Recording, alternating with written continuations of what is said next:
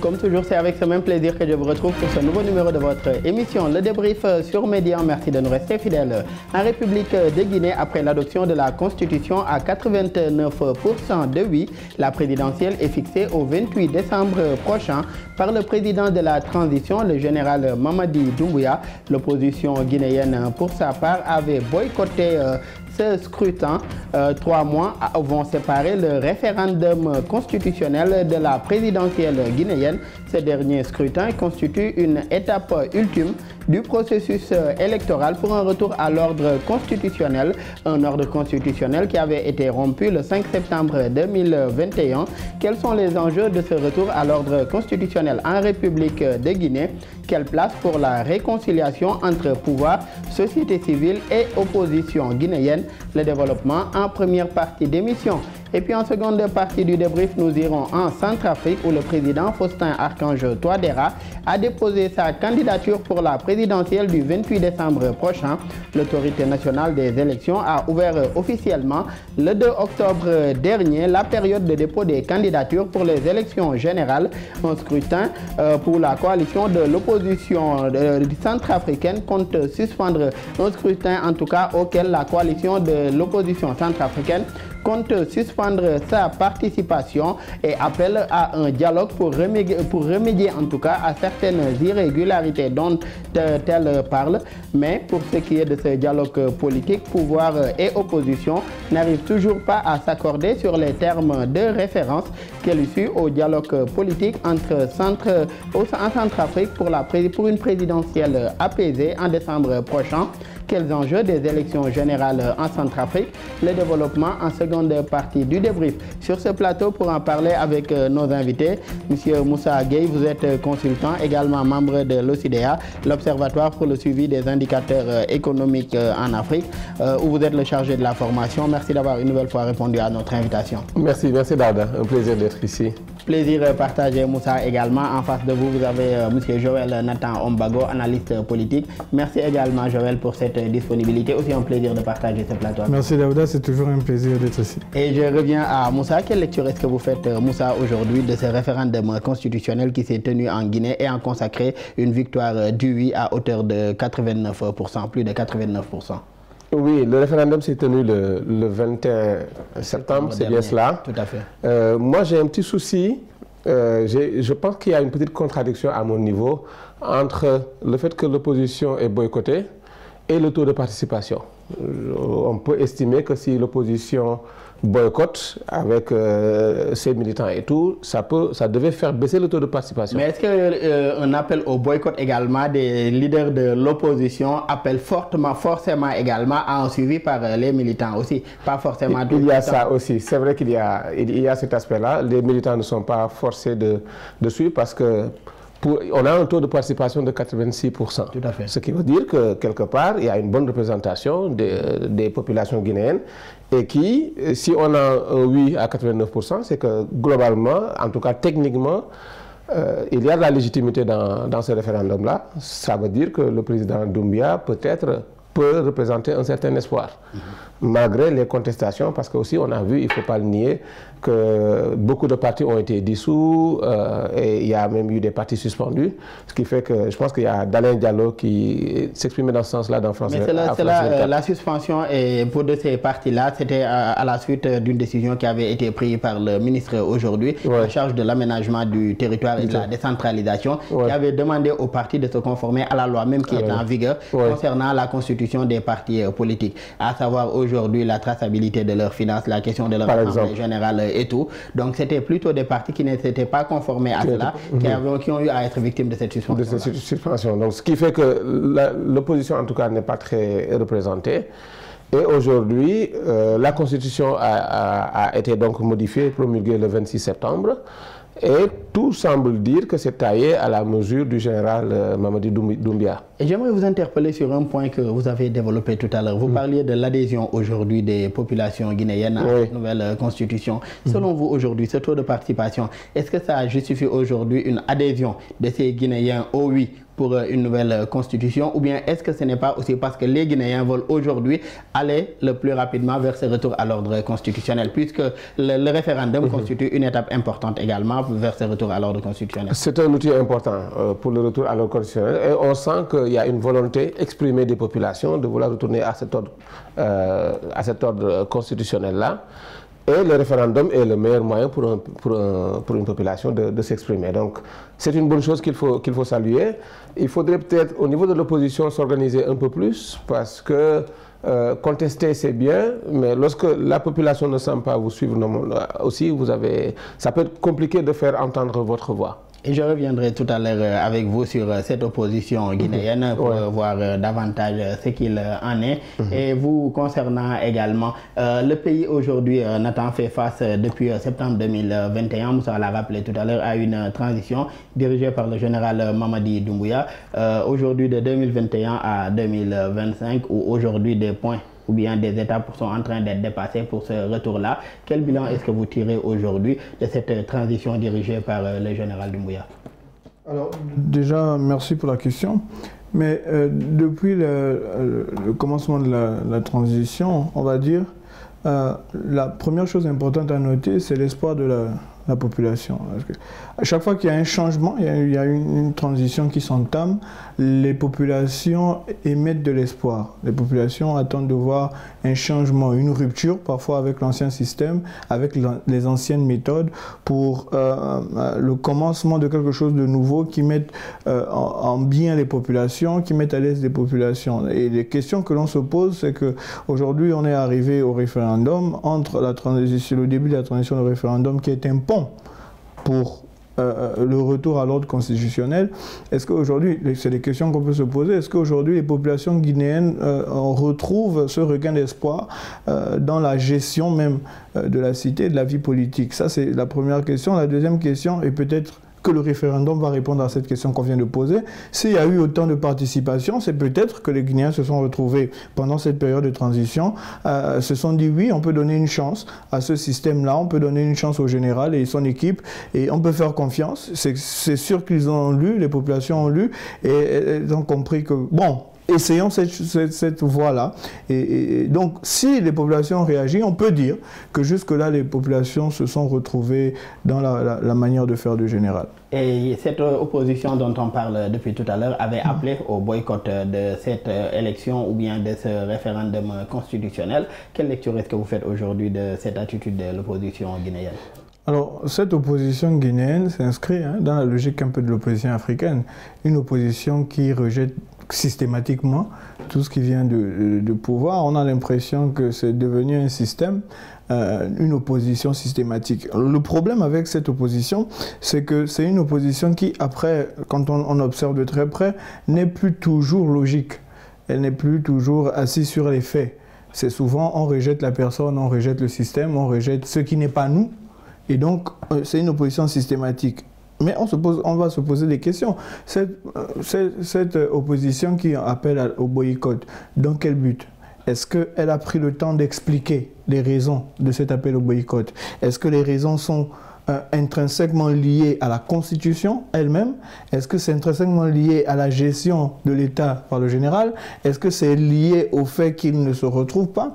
Parce qu'en vérité, c'est ça qu'il faut expliquer. À leur situation et selon eux, à la gestion des autorités de la transition, à leur situation à eux opposants et selon eux, à la gestion des autorités de la transition. Et c'est justement ça qui crée un gros problème. Parce que ça veut dire qu'en réalité, leurs intérêts sont d'abord personnels. C'est-à-dire que si nous sommes muselés, si nous n'arrivons pas à agir, si nous n'avons pas les avantages qu'on pense qu'on devrait avoir, on est prêt à utiliser, instrumentaliser la population pour dire tout de suite boycott, tout de suite on rejette. Mais est-ce qu'on s'arrête sur les questions importantes qui concernent la population? Et ça, c'est des bonnes questions par rapport à l'opposition. Justement, par rapport à ça aussi, est-ce que la politique de la chaise vide, c'est-à-dire cet appel au boycott, est toujours payant? Puisque Moussa a donné l'exemple tout à l'heure. Malgré cet appel au boycott, on a connu quand même plus de 80% de taux de participation. Donc, est-ce que la politique de la chaise vide également des opposants africains est toujours payante? C'est gravissime parce que, on le dit souvent, ne pas faire un choix, c'est déjà faire un choix.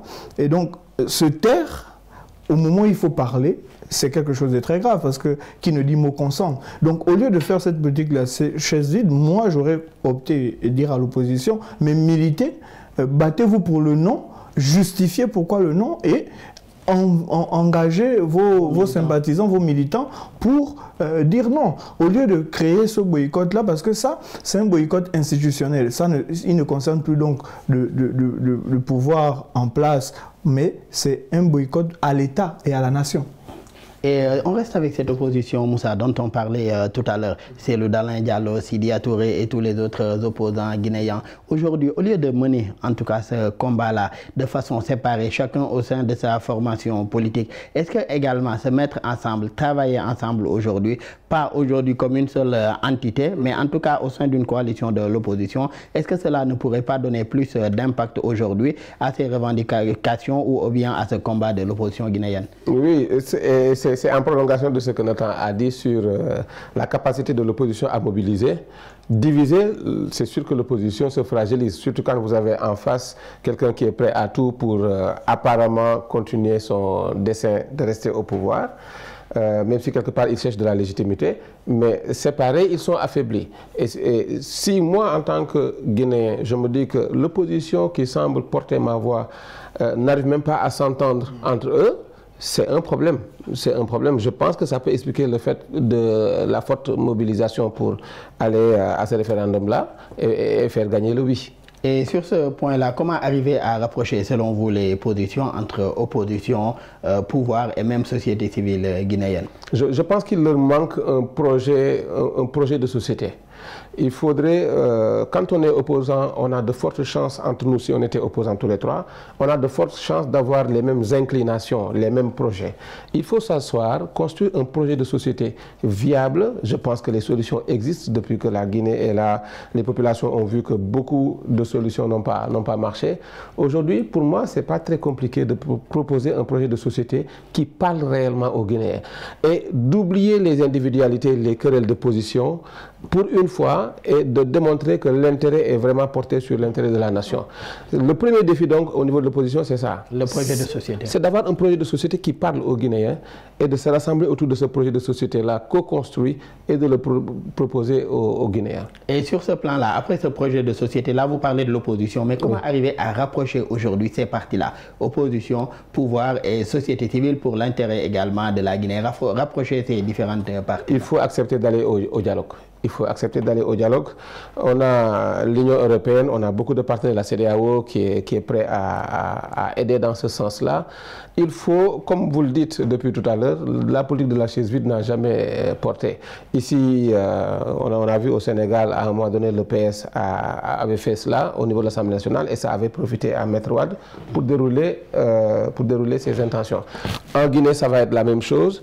Il faut instaurer, d'abord vous organiser en tant qu'opposition, avoir quelque chose à mettre sur la table comme un projet de société, demander à aller au dialogue. Et quand vous vous mettez en position d'adversaire, c'est difficile d'avoir ce que vous voulez. Dans un dialogue, vous avez plusieurs points de revendication. Là, par exemple, ils parlent de la Constitution. Ils sont contre le fait que, il y a un aménagement et il est possible maintenant d'avoir une double nationalité. C'est autorisé. Quand vous voulez être radical par rapport à cela, vous braquez les gens et, je veux dire, il faut négocier, mais intelligemment. Mais avant la Constitution et même avant l'instauration des organes de la transition, quand même, je pense que 2 dialogues se sont tenus. Oui. Et même un dialogue avait été tenu avant ce référendum constitutionnel, des dialogues qui avaient aussi été boycottés par les opposants. Oui, parce qu'ils ne se sont pas entendus sur les thèmes de référence. Et là encore, c'est ce que je dis. En tant qu'opposition, vous êtes en position faible, entre guillemets. Il faut savoir y aller intelligemment et lancer les discussions.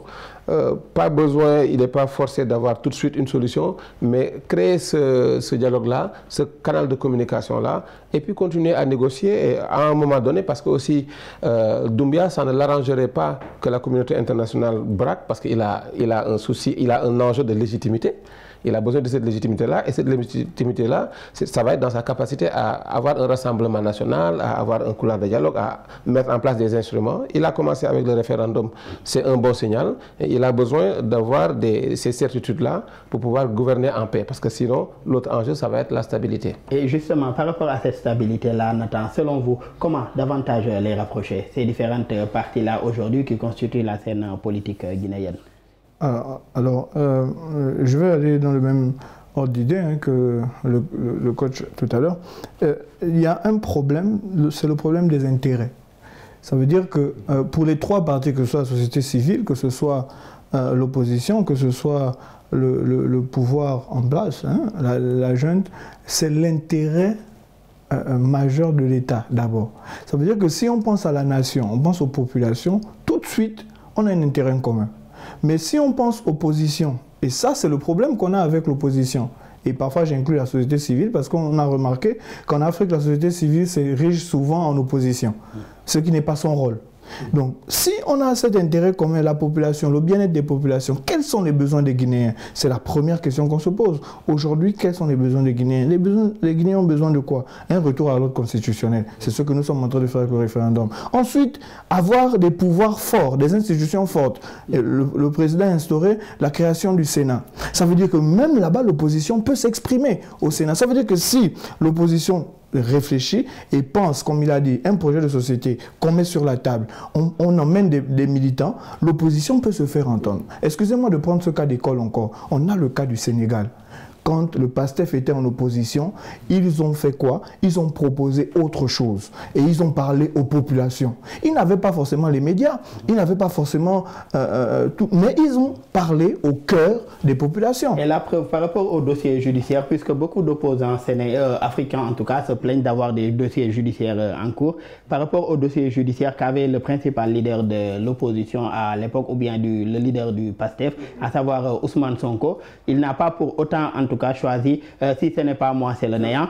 Il a choisi un autre membre du parti qui a finalement été élu par la population sénégalaise et qui est devenu président de la République. Et ça témoigne de l'intérêt de l'État. Ça veut dire que le parti ne pensait pas au chef, mais pensait à l'intérêt de l'État. On a trouvé une autre personne. Au projet que défendait le parti. Et donc, c'est pour dire qu'on a ce problème avec cette opposition-là. Et donc, aujourd'hui, on ne peut plus s'asseoir autour d'une table parce que l'intérêt n'est pas commun. Même déjà dans l'opposition, ils n'ont pas un intérêt commun. Donc, c'est quand même particulier. Donc, je reviens à la question. Si on veut que les trois partis s'asseyent, il faudrait que les trois partis pensent à la nation et aux populations. Et aujourd'hui, après le référendum qui s'est tenu le 21 septembre dernier, et je le rappelais, qui a consacré la victoire du oui, un autre décret a été pris par le président Doumbouya convoquant le corps électoral pour une présidentielle le 28 décembre prochain. Tentons ainsi très bientôt à un retour à l'ordre constitutionnel en Guinée, selon vous? Oui, un retour à l'ordre constitutionnel, oui, déjà avec le référendum, la validation du oui à plus de 89%.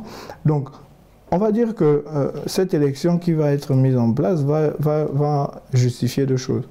Va rendre le chef, celui qui va gagner, légitime. Donc, celui qui va gagner sera légitimé par la Constitution.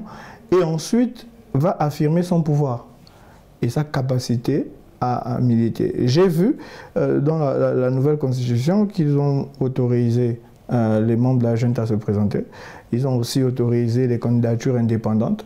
Et je crois que, je fais une proposition, c'est que le chef de la junte va se présenter en indépendant. Pourquoi? Parce qu'il va vouloir rassembler la population autour de lui sans s'attacher à un parti.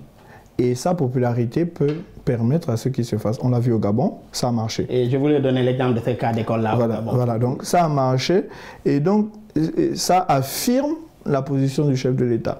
Maintenant, la chose que l'on espère, c'est qu'après cette réussite-là, il faudrait qu'il ait la force de faire grandir les institutions, de faire asseoir les institutions en tant que chef de l'État. Ce sera la meilleure réussite qu'il aurait pu avoir. Et justement, par rapport à cette réussite aujourd'hui de cette transition-là, quels sont les défis? Surtout, le scrutin du référendum a été organisé, les résultats validés par la Cour suprême. Oui. Mais aujourd'hui, selon vous, quels sont les défis pour la présidentielle en vue en décembre prochain? Puisque une chose est d'organiser un référendum, c'en est une autre également de la tenue d'une présidentielle.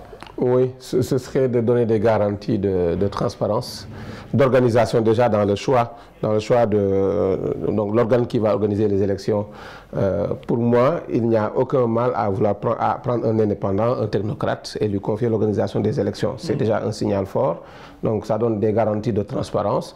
Organiser les élections, et là, il ne faudrait pas que l'opposition boycotte justement, parce que sinon ça va lui ouvrir une voie, voilà, et dire voilà, nous avons révisé la Constitution, nous avons organisé les élections, le peuple s'est exprimé et aujourd'hui, voilà, aujourd'hui j'ai gagné, parce qu'il y a de fortes chances aussi que le président Doumbia remporte ces élections-là. Mais nous n'en sommes pas encore là. Pour ce qui est des opposants à Moussa aujourd'hui, si ce n'est pas un Cellou Dalein ou un Sidi Touré, est-ce qu'on pourrait s'attendre aujourd'hui à ce que leur formation politique également ait des candidats, comme on le disait tout à l'heure avec Nathan, c'est-à-dire au-delà du leader, peut-on s'attendre à ce que les partis de l'opposition mettent d'autres candidats également en avant? C'est possible, mais on a vu le cas au Sénégal. Oui, en fait, c'est un problème de délai. C'est le timing pour moi qui est très court. D'ici décembre, c'est 2 mois. Trouver quelqu'un qui va porter cette voie-là et voilà, porter ce projet et avoir surtout, c'est du leadership aussi, parce que Cellou Dalein Diallo, c'est quelqu'un qui a du leadership, qui a énormément d'influence. Et pour moi, c'est difficile de trouver un dauphin qui puisse aller et avoir autant de résultats que si eux, ils s'étaient présentés. Donc le problème serait plus un problème de leadership. De leadership, c'est un problème de leadership pour moi. Et quelle lecture est-ce que vous faites aujourd'hui également de ce retour à l'ordre constitutionnel qui est en vue? On le rappelle depuis tout à l'heure, le référendum est déjà validé, la présidentielle en vue également pour la constitution d'institutions qui soient des institutions démocratiquement mises en place également. Quelle lecture vous faites de ce processus en cours en Guinée? Le processus pour moi se passe apparemment bien, il n'y a pas beaucoup d'écueils. Et en tout cas, c'est clair dans la tête des gens. Et en fait, parce que l'enjeu majeur, la Guinée est toujours sous sanction de la CEDEAO. Tout à fait. Voilà. Et les sanctions allégées au fur et à mesure. Qui sont allégées au fur et à mesure. Et quand vous donnez des garanties de transparence dans l'organisation des élections et que la population semble adhérer après un référendum, vous donnez des signaux forts pour dire je tiens mes promesses et vous voyez tout le monde est avec moi. Donc ça va faire regagner la confiance des investisseurs étrangers au niveau de la Guinée et pour moi c'est du positif. Et d'ailleurs la CEDEAO comme l'Union africaine ont aussi accompagné les autorités guinéennes dans la tenue de ce référendum constitutionnel. Voilà. Avec des observateurs de l'UA comme de la CEDEAO qui ont été déployés pour veiller au suivi de ce processus également. Ça veut dire que les institutions africaines adhèrent au processus, en tout cas dans le format et dans le schéma qui est présenté. Et sur ce point, quelle lecture faites-vous aujourd'hui de l'accompagnement, en tout cas de la Guinée, puisqu'on l'a rappelé tout à l'heure, des sanctions avaient été prises à l'encontre de la Guinée comme des autres pays sous transition, des sanctions allégées également au fur et à mesure avec les actes posés par les autorités de la transition. Quelle lecture faites-vous aujourd'hui de la gestion de cette situation par l'organisme régional qui est la CEDEAO? Alors, c'est très intéressant parce que ça traduit le fait que le général retrouve la confiance des instances internationales et évidemment la confiance doit s'installer dans les deux sens, c'est-à-dire en interne au sein de la nation mais aussi en externe avec les instances internationales, ce qui va aussi favoriser, qui va attirer les investisseurs étrangers, etc. Mais la grande question, c'est que cette confiance qui revient, ce regain de confiance qui vient des instances internationales et donc sous-régionales aussi, doit être appuyé, renforcé par la capacité de la junte pour le moment à créer ou à renforcer les institutions, à renforcer les institutions. J'ai vu qu'il y a eu la création d'une haute cour de justice. Il faudrait que tous ces organes qui sont censés être indépendants se trouvent vraiment indépendants. À partir de ce moment, maintenant, les agences gouvernementales extérieures peuvent aider et peuvent accompagner et dire oui, on peut faire confiance à cette junte-là. Donc, vous veillez surtout à une stricte séparation des pouvoirs aujourd'hui, tel que le stipule la Constitution. Effectivement. Séparation des pouvoirs, renforcement des institutions mises en place. Et à partir de ce moment, on peut se dire oui, le pays peut fonctionner normalement. Et donc, la CEDEAO peut accompagner, l'Union africaine peut accompagner. Et tout le monde se porte bien. Et juste sur une question, Nathan, selon vous, quels sont les enjeux de ce retour à l'ordre constitutionnel en Guinée? Alors, le premier enjeu, c'est l'enjeu de savoir est-ce que le pouvoir du chef de la transition sera pérennisé. Ça, c'est le premier enjeu. Et deuxième enjeu, c'est est-ce que après cela, on aura eu raison de confier ce pouvoir-là de manière légitime. C'est ça, ce sont les deux grands enjeux qui se manifestent. Deux grands enjeux aujourd'hui à relever, et un autre pays a des enjeux à relever avec l'organisation d'élections générales à peu près à la même période qu'en Guinée. Il s'agit de la Centrafrique qui tient des élections générales le 28 décembre prochain. Parmi ces élections générales s'inscrit également une présidentielle à laquelle le président sortant compte participer, le président Faustin Archange Touadéra. Et la Centrafrique, ce sera la thématique en seconde partie d'émission.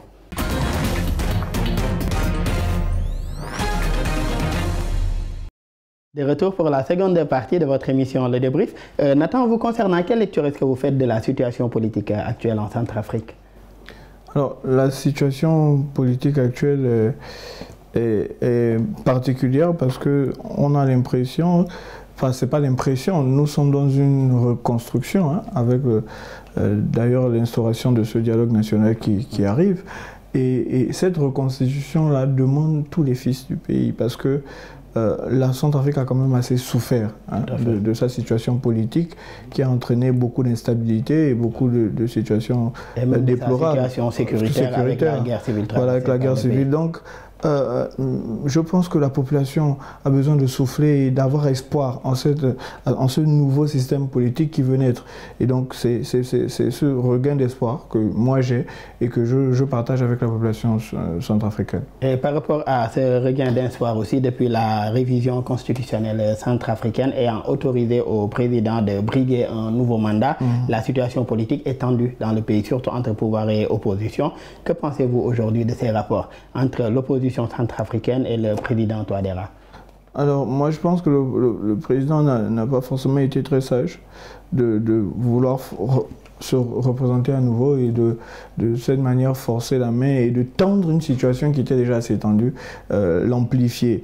Je pense que à l'annonce de ce dialogue national, il aurait pu agir et penser un peu comme l'a fait son homologue du Bénin, c'est-à-dire penser quelqu'un peut-être pour aller à sa place, mais quelqu'un qui soutiendrait, quelqu'un à qui il donnerait sa voix, à qui il donnerait son énergie, et penser à inclure les autres acteurs, donc l'opposition évidemment, dans ce jeu-là. Mais on espère qu'après le dialogue national, il y aura un meilleur climat à ce niveau-là, et puis ça permettra de faire des élections. Après, il peut se présenter et perdre si les élections sont bien. Mais là, quand même, avec l'opposition, c'est beaucoup plus d'autres revendications qui sont en vigueur, au-delà même de sa candidature, puisque sa candidature est une candidature également légale, puisque consacrée par la Constitution. Donc, il y a d'autres revendications de la coalition de l'opposition, et nous y reviendrons plus globalement par rapport à ces revendications-là, et qui, dont certaines, autant pour moi, ne sont pas forcément partagées également par le pouvoir centrafricain. Et vous concernant, quelle lecture est-ce que vous faites, Moussa, de cette situation tendue entre les deux, entre le pouvoir centrafricain et son opposition? Oui, la situation est très tendue. On a eu le retour de Dr Dominique Désiré, qui était un opposant exilé depuis 2022. Alors, il est arrivé le 3 octobre et il a été arrêté. Alors, il est arrivé suite à l'appel justement du président Touadéra, de dire à la diaspora, rentrez, venez, nous allons travailler ensemble pour reconstruire la nation. Donc il a suivi l'appel, mais dès qu'il est arrivé, personne n'a compris. Il a été arrêté. Je pense que c'est le lundi 6 octobre qu'il devait être présenté au procureur général.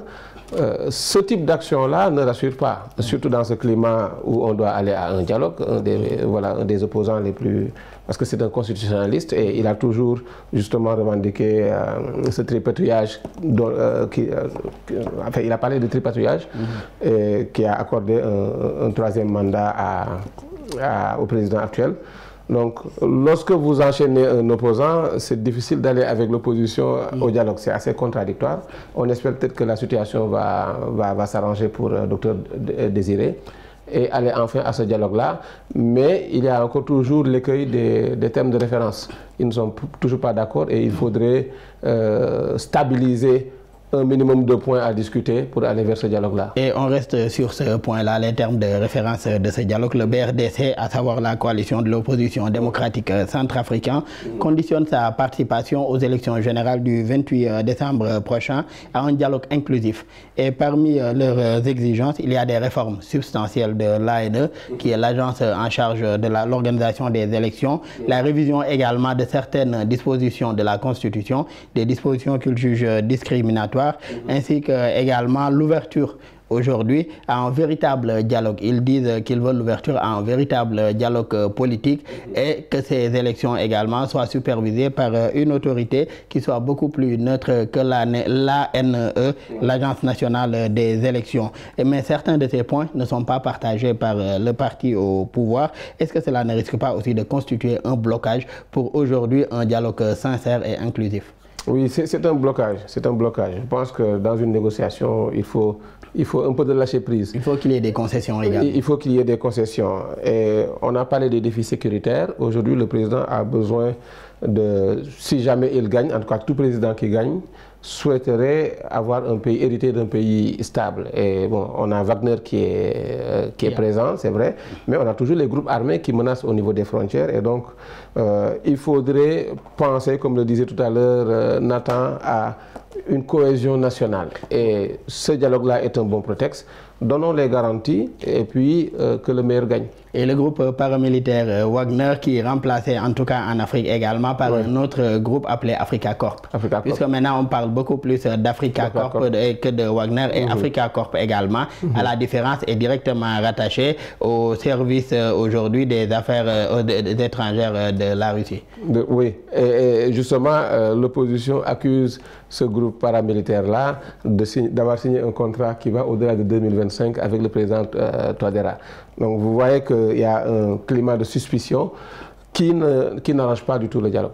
Un climat de suspicion en tout cas qui appelle à un dialogue sincère pour aujourd'hui arriver à cette stabilité pour des élections générales qui soient apaisées. Et il y a le président autant pour moi de la République Touadéra qui a déposé sa candidature, je le disais en introduction, le jeudi 2 octobre dernier suite au décret de convocation des électeurs pour un quadruple scrutin inédit dans le pays puisque ce sera une élection présidentielle, des législatives, des régionales et même des municipales. Quel bilan est-ce que vous tirez aujourd'hui de ce mandat-là du président Touadéra?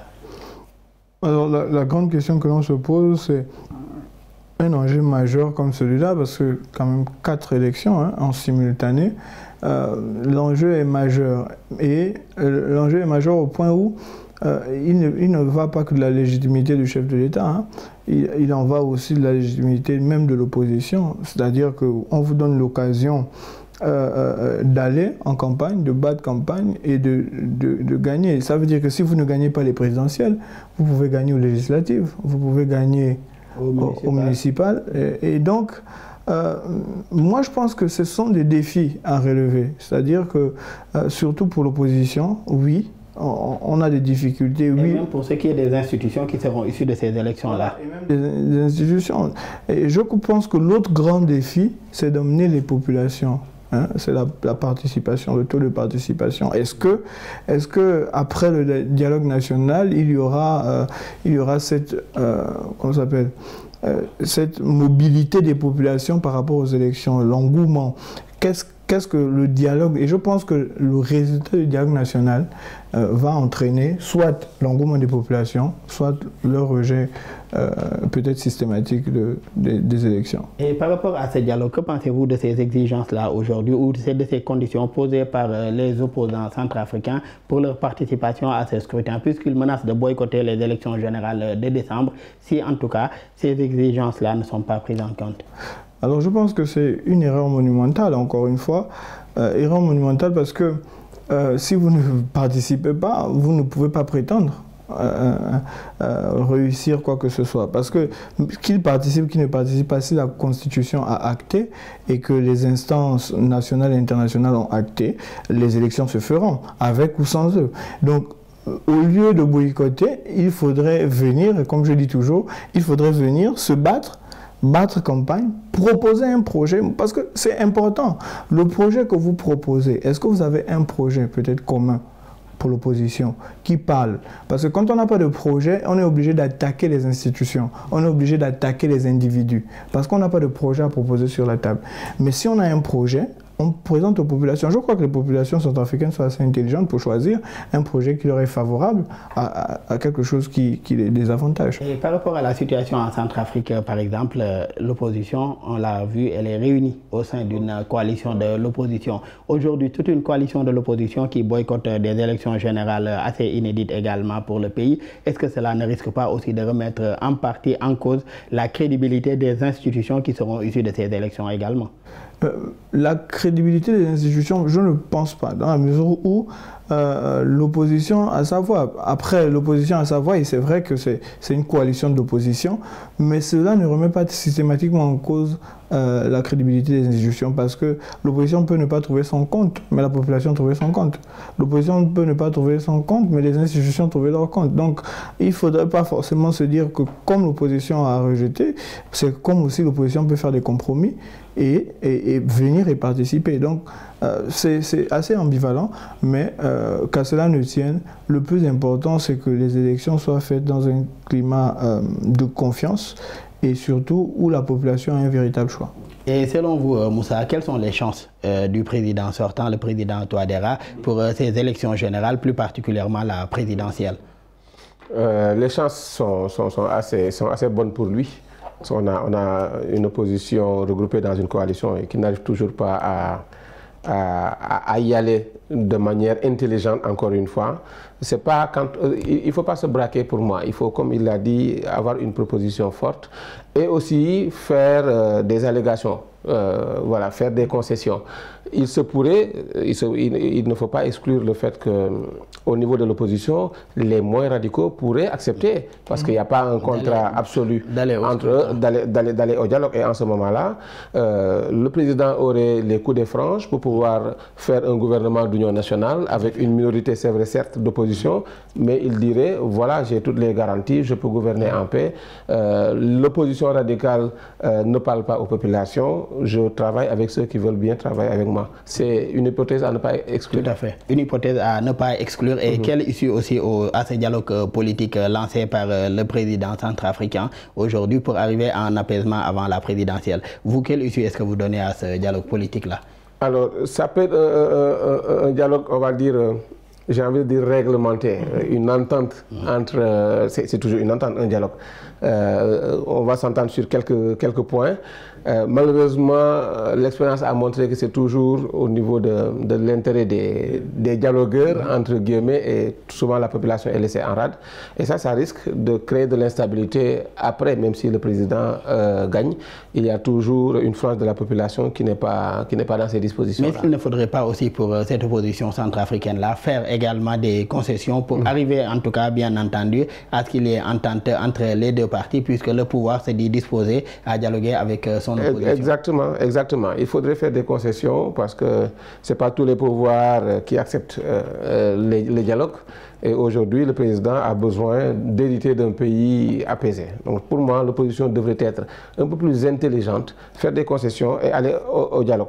Avoir un pied dans le système et commencer à travailler à la transformation temps voulu. Et par rapport à cela, vous concernant, quels sont les enjeux de ce scrutin-là? Surtout qu'on l'a rappelé tout à l'heure, c'est un quadruple scrutin. C'est 4 élections qui vont se tenir simultanément en Centrafrique le 28 décembre prochain. Alors, les enjeux du scrutin sont une continuité du dialogue national. Donc, le premier enjeu, c'est de valider ou non la légitimité du président. C'est un fait. Le deuxième enjeu, c'est quand même la stabilité politique de la nation. C'est-à-dire que maintenant, on doit penser stabilité politique qui va entraîner une stabilité économique, qui peut entraîner une stabilité sécuritaire. Donc, on est dans une phase où le pays se reconstruit politiquement et c'est maintenant aux populations intelligentes d'y participer, mais aussi à l'opposition d'être intelligente. Je me permets d'aller dans la même lancée que Moussa tout à l'heure, c'est-à-dire que cette opposition-là gagnerait à venir dialoguer. Pourquoi? Parce que lorsque vous venez dialoguer, vous allez apporter vos idées, vous allez apporter vos points, et vous pourrez dire à la communauté nationale et internationale que nous avons parlé, nous avons proposé, nous n'avons pas été écoutés.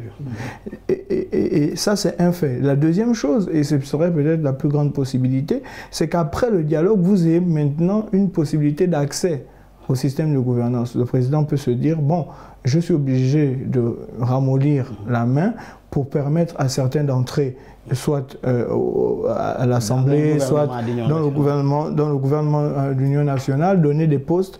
Et à partir de ce moment, quand vous êtes à l'intérieur du système, vous pouvez le paralyser de l'intérieur. C'est une manière de parler. Mais vous pouvez faire blocage, vous pouvez agir, vous faire entendre mieux et de manière légitime. C'est surtout ça le fait. Et comment relever surtout le défi de l'organisation aujourd'hui de ce quadruple scrutin, Moussa, puisque le pays également a besoin de beaucoup de moyens, que ce soit des moyens logistiques comme financiers, pour pouvoir organiser ce scrutin. Et les fonds, en tout cas nécessaires, ne sont pas encore réunis par le pouvoir pour organiser ce scrutin. Comment relever ce défi de l'organisation? Oui, je pense qu'il faudrait, c'est une bonne opportunité d'impliquer la société civile, d'impliquer un peu plus la société civile dans l'organisation de ces élections-là. Et ça permettrait de donner des garanties de transparence. Parce que l'enjeu réel, ce n'est pas dans... des gens se disent, est-ce que l'élection va se tenir ou pas? On peut reporter. Mais l'enjeu réel, je pense, c'est dans l'organisation transparente de ces élections-là et la légitimité la légitimité de l'organe de l'Agence nationale de l'ANE. Parce que pour le moment, je pense que la personne, comment il s'appelait encore, qui est à la tête, est beaucoup plus dans les bonnes dispositions du président qu'autre chose. Donc, impliquer la société civile, voilà, et laisser à la société civile le soin d'organiser les élections.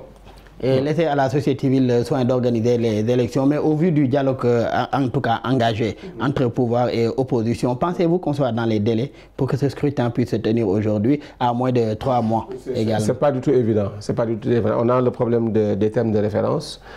C'est un problème qu'il faut régler.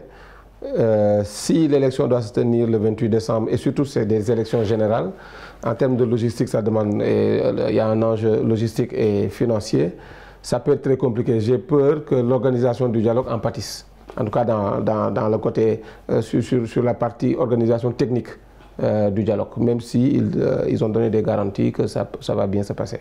Et vous concernant, quel rôle également pourrait jouer la communauté économique régionale de ce pays-là, qui est la CEMAC, puisqu'en Afrique de l'Ouest, on parle plus de CEDEAO, mais aujourd'hui, vers l'Afrique centrale, c'est beaucoup plus la CEMAC. Quel rôle pourrait jouer aujourd'hui cette organisation régionale qui est la CEMAC, ou bien même l'Union africaine, pour accompagner la Centrafrique pour une bonne organisation de ces élections générales-là prévues en décembre? Alors, ça c'est mon point de vue, hein. C'est particulier parce que pour moi, la CEMAC est quand même une organisation assez invisible en ce qui concerne la gestion des conflits. En fait, elle a tout à apprendre de la CEDEAO. Tout sur le plan de la CEDEAO, même quand elle ne peut pas, elle s'implique d'abord. Et après, elle reconnaît ses limites, elle reconnaît ses insuffisances. Mais la CEMAC est souvent, trop souvent invisible. On l'a vu au Congo, partout, même au Cameroun, c'est une agence qui est quand même assez invisible. Maintenant, pour parler de l'Union africaine, je crois que l'Union africaine a déjà commencé à mettre des pressions au sujet de la transparence à côté de l'Europe. Et donc, je pense que l'Union africaine peut faire entendre sa voix, mais c'est celui qui donne qui ordonne. Il faudrait que l'Union africaine ne fasse pas que parler, mais aussi qu'elle mette les moyens pour aider à la création. Parce que si l'Union africaine implique des moyens financiers pour aider à la logistique, pour aider à l'organisation du scrutin, elle peut mieux parler parce qu'elle a investi. C'est la même chose pour l'Europe. Hein. Et si l'Union africaine s'implique, évidemment, l'Europe peut suivre, l'ONU va suivre parce que l'instance... Et il y a déjà la MINUSCA, la mission des Nations Unies en Centrafrique, qui accompagne également le gouvernement du président Touadéra dans l'organisation également de ce scrutin. Et même du dialogue. Hein. Et du dialogue également. Même l'organisation du dialogue. Et donc, ce serait bien. Mais comme je dis, il ne faut pas que parler, il faut aussi mettre la main à la pâte. Surtout parce qu'ils auront besoin de gros moyens financiers. Et quelle pourrait être aussi la contribution de la société civile centrafricaine? Moussa l'a abordé tout à l'heure, surtout sur le plan technique. Comment la société civile centrafricaine pourrait accompagner le gouvernement comme l'opposition aujourd'hui dans ce dialogue politique et même dans l'organisation de ce scrutin, puisque souvent les sociétés civiles africaines comptent énormément également d'experts électoraux et autres techniciens sur ces questions d'élection en Afrique et de transparence? Alors, l'avantage de la société civile, c'est qu'elle est limitée en termes de ressources. Elle est limitée parce que n'importe quel citoyen peut faire partie de la société civile, peut participer. Donc, on peut retrouver des technocrates, on peut retrouver des experts, on peut retrouver de la main-d'œuvre compétente pour la gestion de ces élections-là. Et en plus de cette main-d'œuvre compétente, une main-d'œuvre plus ou moins détachée d'intérêts politiques. Ça, ce serait un avantage parce que si on a une très bonne société civile, de personnes formées, compétentes, aussi des personnes qui sont citoyennes, mais on gagnerait à utiliser cette société civile pour l'organisation du scrutin. Parce qu'au moins, c'est une société, c'est interne, mais aussi avec une certaine position de « je ne suis pas de l'opposition, je ne suis pas du pouvoir en place ». Et donc, on peut espérer de la transparence de cette société civile-là. Et vous concernant... Allez-y, Moussa. Justement sur la position de la société civile, entre guillemets, qui est assez neutre, la société civile pourrait utiliser cette position-là pour aider à élever le taux de participation, aller parler aux populations, organiser des forums et montrer l'importance de participer à ces élections-là, de faire entendre sa voix. Ça, c'est vraiment, je pense, ça fait partie des missions de la société civile, de cette mission d'éducation de la population-là sur les enjeux du moment. Et j'aimerais vous interpeller, Moussa, également sur le cas de la CEMAC. La question que je posais tout à l'heure à Nathan, la CEMAC, la communauté des États de l'Afrique centrale également. Quelle lecture est-ce que vous faites de ce rôle-là qu'il joue, ou bien comment est-ce que la CEMAC pourrait accompagner ce pays qui est la Centrafrique aujourd'hui dans l'organisation de son dialogue et même de ce quadruple scrutin prévu en décembre? Oui, il a parlé d'invisibilité, c'est vrai, il est très gentil, mais on entend très rarement parler de la CEMAC, ou alors c'est des actions très, très timides. La CEMAC a un problème d'organisation et de visibilité de sa mission. La mission peut être évidente, comme pour la CEDEAO. Mais je pense que la CEMAC gagnerait à communiquer un peu plus, à s'impliquer un peu plus sur le terrain. Et souvent, c'est le manque de moyens qui est brandi comme excuse, le fait que ce n'est pas tous les États qui cotisent et tout ça. Il faudrait trouver des mécanismes, je pense, d'autofinancement au niveau de la CEMAC pour pouvoir dérouler carrément des politiques qui sont viables au niveau de la zone de ses compétences. Mais aujourd'hui, est-ce que le partage de bonnes pratiques entre communautés économiques régionales africaines, on constate quand même qu'en Afrique, le cas de l'Afrique de l'Ouest, la CEDEAO quand même, on voit certaines avancées. Est-ce que le partage de bonnes pratiques entre communautés économiques régionales ne pourrait pas constituer un début de solution également? Exactement, c'est un début de solution. Il y a quelques semaines, j'ai discuté avec un Tchadien qui me dit « Moi, je suis un expert en pétrole. On a vu qu'au Sénégal, vous avez changé le code minier et tout cela, et on m'envoie en mission pour venir prendre les bonnes pratiques. » Il a fini donc sa formation et il est prêt à aller rendre compte et surtout à reproduire le même schéma au niveau du Tchad. C'est la même chose. Si les privés arrivent à faire ça, qu'en est-il d'une organisation sous-régionale? Et comme il a dit tout à l'heure, la CEMAC a tout à apprendre de la CEDEAO. Ce serait des séminaires, des échanges de bonnes pratiques et puis d'appliquer tout simplement, mais surtout d'inciter, trouver des mécanismes de financement de sa politique. Je pense que c'est beaucoup plus un problème de moyens, sinon la vision, elle a été établie depuis longtemps. Et pour ce qui est de ces problèmes de moyens également, ce sont les problèmes auxquels font face les actuelles autorités centrafricaines pour l'organisation de ce scrutin, qui sont des élections générales, on le rappelait tout à l'heure. Comment relever ce défi aujourd'hui de cette mobilisation financière des moyens nécessaires pour l'organisation de ces élections-là? Je crois, je m'avance à le dire, que c'est aussi l'un des buts du dialogue national. Qu'est-ce que je veux dire? Ce que je veux dire, c'est que on voit bien qu'il y a une crise qui ne permet pas forcément au gouvernement d'avoir les fonds dont il a besoin, mais pour que les bailleurs de fonds participent, pour que l'Europe participe, pour que l'Union africaine participe, il faudrait bien montrer qu'on a une volonté d'inclusivité. Et donc je pense que c'est aussi un clin d'œil qu'il fait pour dire, vous voyez ma volonté de réunir tout le monde, mais voilà, pour le scrutin, en réalité, on n'a pas de fonds.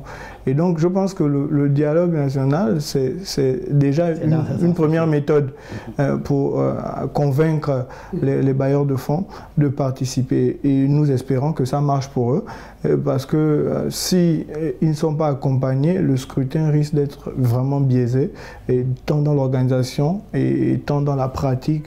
Et donc on croit que l'Union africaine va entendre leur appel, que l'Europe va entendre leur appel, et que certains bailleurs de fonds, peut-être indépendants, qui peuvent aider, vont participer à ça. Et à l'issue de ce dialogue, pourrait-on espérer donc aujourd'hui un scrutin apaisé et suffisamment inclusif également en Centrafrique?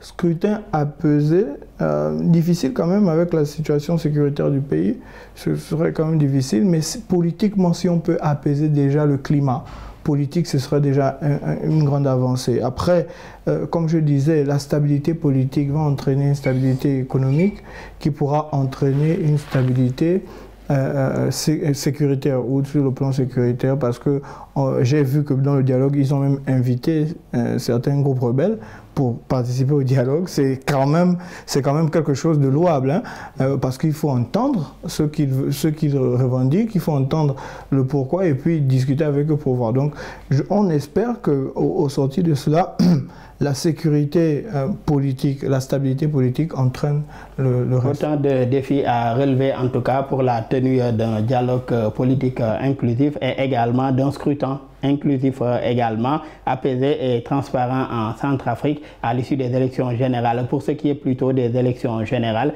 du 28 décembre prochain, malheureusement nous en sommes à la fin de cette émission. Je rappelle que nous recevions M. Moussa Gueye. Vous êtes consultant, également membre de l'OCDEA, l'Observatoire pour le suivi des indicateurs de développement économique en Afrique, où vous êtes le chargé de la formation. Merci encore Moussa, et ça a été un plaisir aussi de partager ce plateau avec vous. Merci Daouda, merci, un plaisir aussi de retrouver notre cher analyste politique Nathan. Un plaisir. Un plaisir également d'avoir partagé ce plateau avec vous, et un plaisir aussi de l'avoir partagé avec Joël Nathan Ombago, analyste politique. Merci Nathan également d'avoir bien voulu répondre présent à notre invitation. Merci Daouda, et encore un plaisir de retrouver mon ami et un frère. Et c'était vraiment bien. Merci à toutes les deux pour la générosité intellectuelle dont vous avez fait montre. Merci aussi à nos collègues de l'équipe technique pour les facilitations et pour la réalisation de cette émission. Merci à vous tous qui nous suivez et très bonne suite de programme sur nos antennes.